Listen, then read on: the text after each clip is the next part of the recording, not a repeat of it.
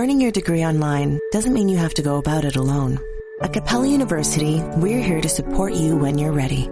From enrollment counselors who get to know you and your goals, to academic coaches who can help you form a plan to stay on track.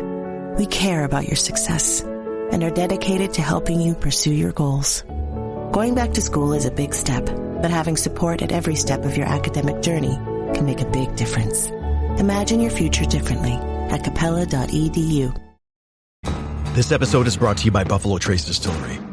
Powerful yet smooth. Contained but never tame. Proudly going their own way, but never going alone. This is the spirit inside Buffalo Trace Bourbon. Made at Buffalo Trace Distillery, the world's most award-winning distillery. Buffalo Trace is always perfectly untamed. Distilled, aged, and bottled by Buffalo Trace Distillery, Franklin County, Kentucky. 90 proof, 45% alcohol by volume. Learn more at buffalotracedistillery.com. Please drink responsibly. Thanks for listening to the Red Treehouse, where I tell scary stories to keep you up at night. You can listen to the Red Treehouse on your favorite streaming platforms, including Spotify and Apple Podcasts. Be sure to follow, like, and subscribe. Oh, and leave a 5-star review. You can follow the Red Treehouse on social media. On TikTok, Instagram, YouTube, X, Threads, and Facebook at Red Treehouse Pod. And now you can find the Red Treehouse on Patreon. Join the Red Treehouse community for as little as $3 per month and receive exclusive member benefits, including personal shoutouts, early access to episodes, bonus episodes, and more. Simply go to patreon.com/Red Treehouse. As always, if you have a scary story or topic you'd like me to feature on an upcoming episode, email redtreehousepod@gmail.com. Important note: sources for this episode can be found in the show notes. The Red Treehouse is dedicated to my dad. I love you, Pop. According to a June 2021 Pew Research article, nearly 2/3 of Americans, quote, say their best guess is that intelligent life exists on other planets, end quote. And according to a July 2021 Gallup poll, nearly 75%, quote, said that life of some form exists elsewhere in the universe, end quote. Though we don't have definitive proof of extraterrestrial life, it doesn't seem unreasonable. Considering the vastness of space, that life outside our world could exist. Though sightings of UFOs and stories of little green men have persisted for centuries, the Roswell incident in 1947 ignited a media frenzy and launched the possibility of extraterrestrial life into the mainstream of American culture. We will cover the Roswell incident on an upcoming episode of the Red Treehouse. It seems inevitable, then, that within a few years, testimonies of encounters with extraterrestrials and alien abductions would come to the forefront. If the Roswell incident and Area 51 are the most famous UFO crash site, then the most famous alien abduction account is that of Barney and Betty Hill. Believers point to their story as evidence that extraterrestrials not only exist, but are also eager to take us away from Earth, if only for a short time. Under hypnosis, Barney and Betty Hill recalled horrifying details of their abduction, including descriptions of the alien's appearance, telepathic communication, medical experimentation, and forced amnesia. In many ways, Barney and Betty Hill's widely publicized story became the prototype for other abduction claims. Skeptics, of course, claimed the Hills were, quote, liars, fantasists, crackpots, or simply sleep-deprived people who later recovered seriously scrambled memories, end quote. In this episode of The Red Treehouse, we're going to explore the controversial, yet genuinely scary UFO sighting and alien abduction account of Barney and Betty Hill, a seemingly normal couple who claim to have experienced a potentially paranormal event. Were Barney and Betty Hill abducted by extraterrestrials and forced to undergo unimaginable horrors? Or were they frauds seizing on their 15 minutes of fame? I'll share the story. You decide for yourself. I'm your host, Will. Welcome to the Red Treehouse.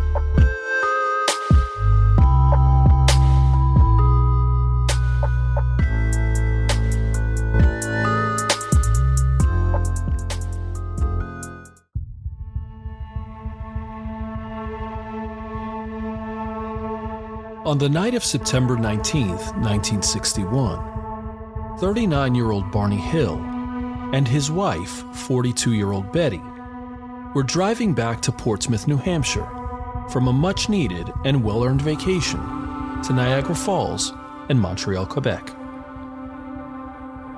While driving on US Route 3, just south of Lancaster, New Hampshire, which was about 2 hours and 45 minutes from Portsmouth, Betty noticed something odd in the night sky.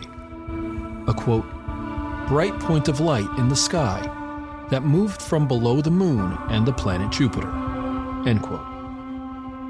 Initially, Betty thought it might have been a shooting star, but as the light grew brighter and moved more erratically, she asked Barney to pull over so they could get a better look. After stopping, Betty observed the light through her binoculars and noted its odd shape and multicolored lights. She thought it was a flying saucer, though Barney believed it was a commercial airliner traveling northbound.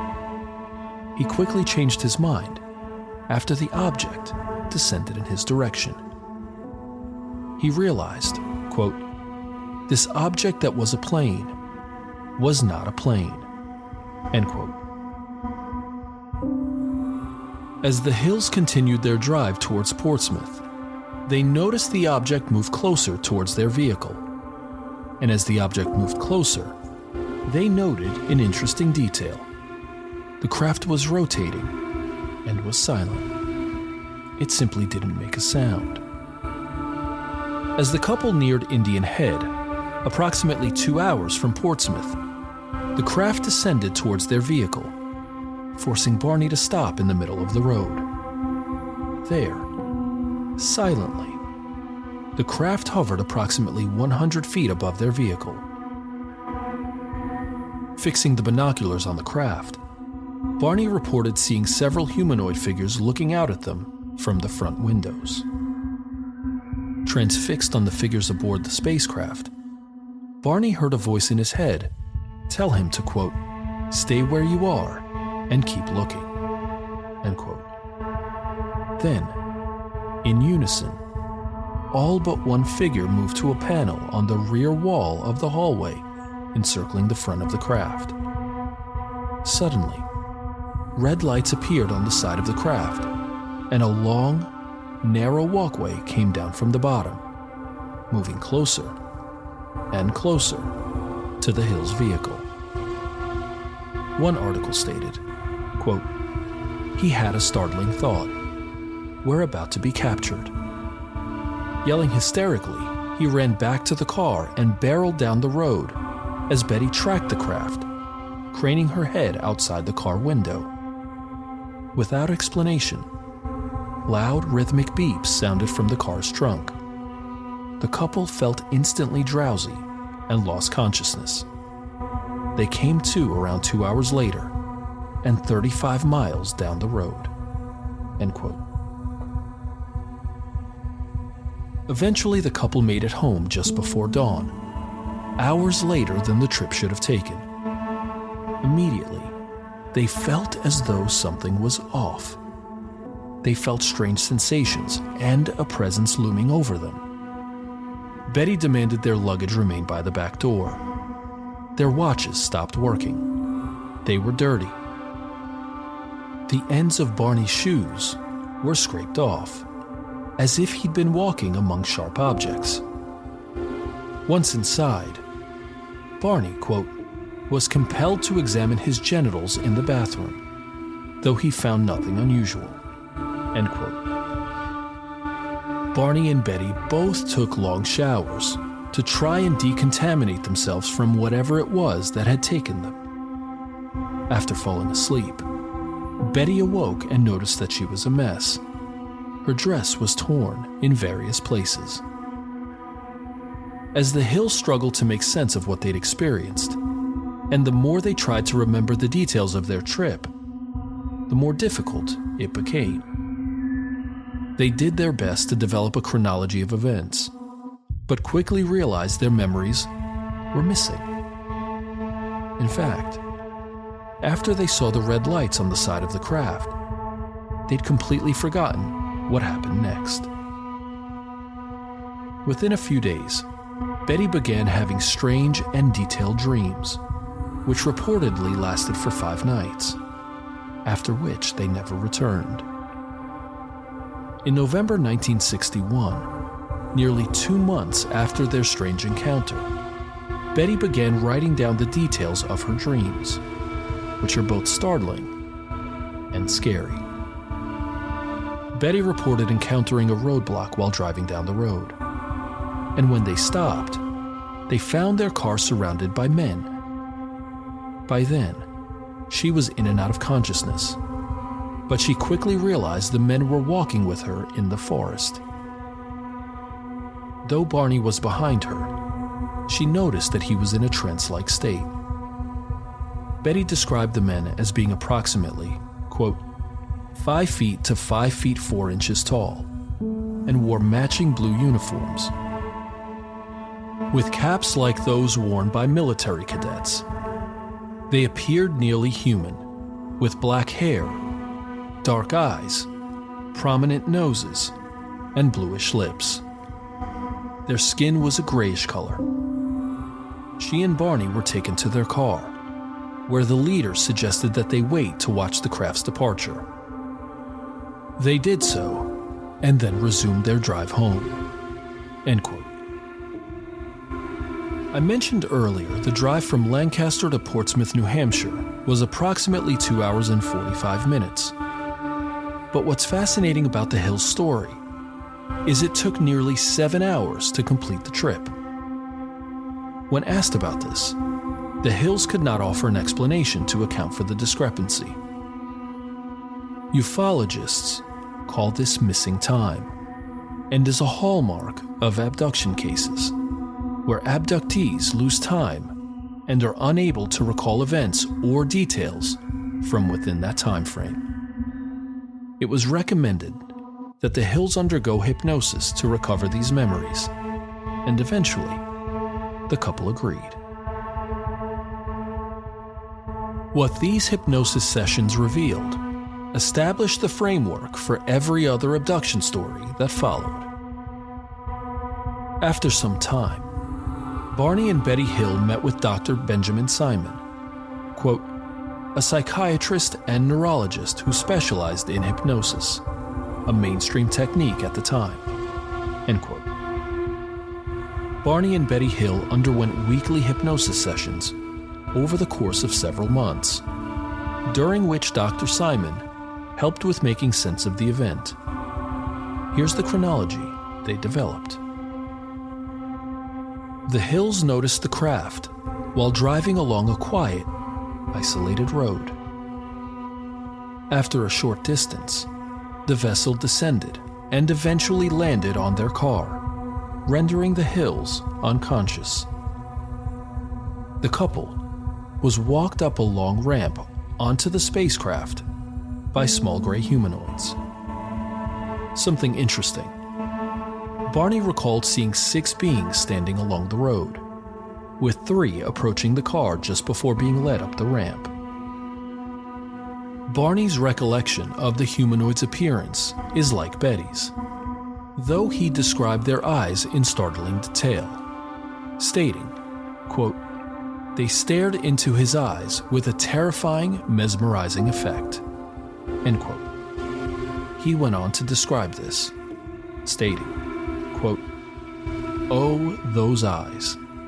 They're there in my brain. I was told to close my eyes because I saw 2 eyes coming close to mine, and I felt like the eyes had pushed into my eyes. All I see are those eyes. I'm not even afraid that they're not connected to a body. They're just there. They're just up close to me, pressing against my eyes," end quote. Once inside the craft, the Hills were separated and took turns in an examination room.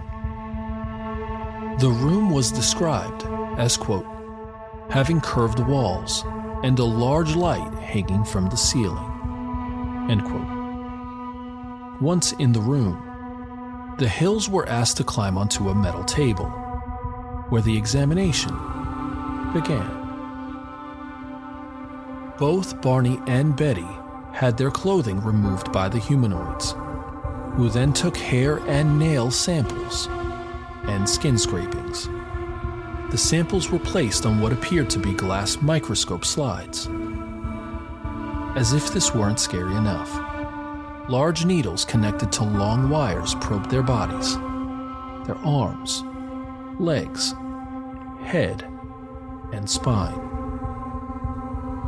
During Betty's examination, a large needle approximately 4 to 6 inches long was inserted into her abdomen, leaving her writhing in pain. During Barney's examination, the humanoids were dumbfounded by Barney's dentures. They could not grasp the concept of aging, or that Barney's teeth could be removed. The Hills both recalled a silent witness to the examination, someone they called Leader, who was watching, quietly, from the side of the room. There's something else. Barney and Betty recalled hearing a language they didn't understand, which Barney described as, quote, "thought transference," end quote. Betty's hypnosis sessions had some variation in details about the technology aboard the spacecraft, the physical appearance of the humanoids, and her capture and release. Betty, while communicating with the Leader, asked where they were. The Leader responded, quote, "If you don't know where you are, there wouldn't be any point in telling you where I am," end quote. During one hypnosis session, she drew a star map she recalled seeing on the spacecraft. One article described the map, stating, quote, "The alien, who spoke English, told her that the map showed trade and exploration routes between stars, and that our sun and the alien's home star were marked on it," end quote. Several years after the abduction story, teacher Marjorie Fish attempted to compare Betty's hand-drawn map with real, nearby stars to see if there was a match. She began with a series of assumptions. The alien's home planet was like ours, and eliminations. Certain stars were eliminated from possibility. For years, she researched and constructed 3-dimensional models, hoping to find a match. Eventually, she found one. Quote, "It seemed that the map drawn by Betty Hill accurately depicted the stars near our own. All the stars lay roughly on the same plane, and the aliens apparently came from the Zeta Reticulum system. The viewpoint was slightly above the star Zeta 2 Reticuli," end quote. Subsequent advancements in technology space exploration, and research have ultimately rendered Fish's conclusion inaccurate. A conclusion that Marjorie Fish accepts. I mentioned earlier that the Hill's abduction account is the prototype for nearly every other abduction claim since. What's fascinating is that while the Hills weren't the first to see a UFO, their abduction story ignited the imagination of people all over the United States and has influenced pop culture, even today. We will explore the phenomenon of alien abductions in greater detail in an upcoming episode of the Red Treehouse. There are no doubt steadfast believers in Barney and Betty Hill's abduction story. Perhaps it's the startling detail in their accounts. Maybe it's the fear of the unknown. Their story simply can't be disproven. Or maybe it's that the story offers an explanation for something entirely unexplainable. The vastness of space, the possibility of extraterrestrial life. And if such a thing exists, who are they? And what do they want? Despite the worldwide recognition and fame it brought the Hills, not everyone was a believer. In fact, skeptics abound. Perhaps the most glaring issue are the inconsistencies in Barney and Betty's story. One article stated, quote, "A hypnotized individual has perfect memory recall of what they have seen. Note, for example, that Barney and Betty's accounts under hypnosis disagreed about major details, especially in their descriptions of the aliens. Betty said they were hairless and wore gray or blue jackets with zippers and trousers, while Barney said that they did have hair on their head and wore shiny black uniforms with peaked caps, which he compared to Nazi uniforms.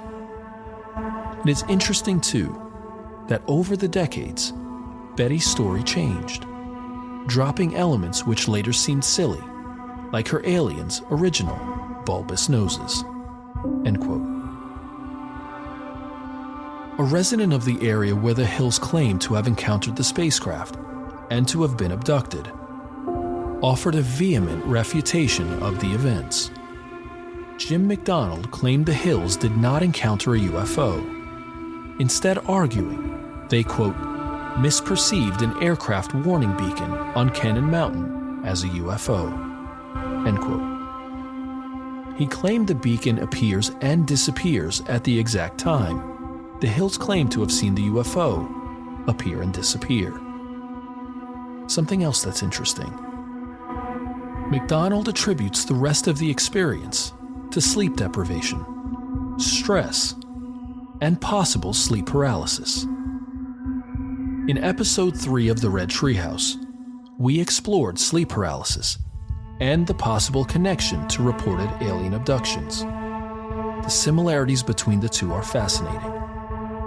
Strange beings present in the room, the feeling of being watched or observed, and the pressed-in feeling of being pinned to the mattress. Barney Hill died on February 25, 1969, at the age of 46. But in the years after his death, Betty Hill wrote several books and was part of various speaking engagements. However, these ended up hurting her credibility rather than helping.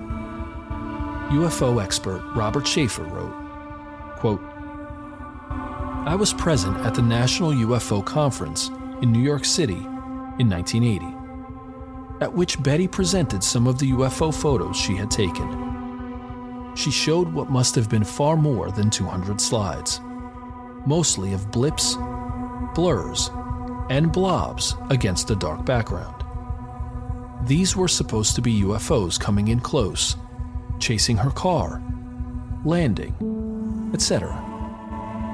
After her talk had exceeded about twice its allotted time, Betty was literally jeered off the stage by what had been at first a sympathetic audience. This incident, witnessed by many ufology's leaders and top activists, removed any lingering doubts about Betty's credibility. She had none. In 1995, Betty Hill wrote a self-published book, A Common Sense Approach to UFOs. It was filled with delusional stories, such as seeing entire squadrons of UFOs in flight and a truck levitating above the freeway. End quote. It is likely we will never know the full truth about the experience of Barney and Betty Hill on the night of September 19th through the 20th, 1961. Betty Hill died on October 23, 2004, at the age of 85, still fully convinced that what she and her husband experienced was terrifying and otherworldly. I'll admit, I'm not sure what I think about Barney and Betty Hill's abduction claim. I've always said, and still believe, that paranormal, supernatural, and now extraterrestrial phenomena can't entirely be disproven, so they're within even the slimmest realm of possibility. I will say that while I don't generally find UFOs and abduction cases scary, at least not in the same sense as demonic possession, there is something really unsettling about the possibility of extraterrestrials. To me, the vastness of space is as scary as the darkness of the deep ocean, an unreachable, unfathomable world with unlimited possibilities and the potential for terrifying realities. From the time I was a kid, I've loved the X-Files. And now more than ever, I appreciate the tagline at the start of each episode. The truth is out there. As we close this episode of the Red Treehouse, we're left with these unsettling questions. Were Barney and Betty Hill abducted by extraterrestrials and forced to undergo unimaginable horrors? Or were they frauds, seizing on their 15 minutes of fame? I've shared the story. Now you decide for yourself. I'm your host, Will. Thanks for joining me in the Red Treehouse.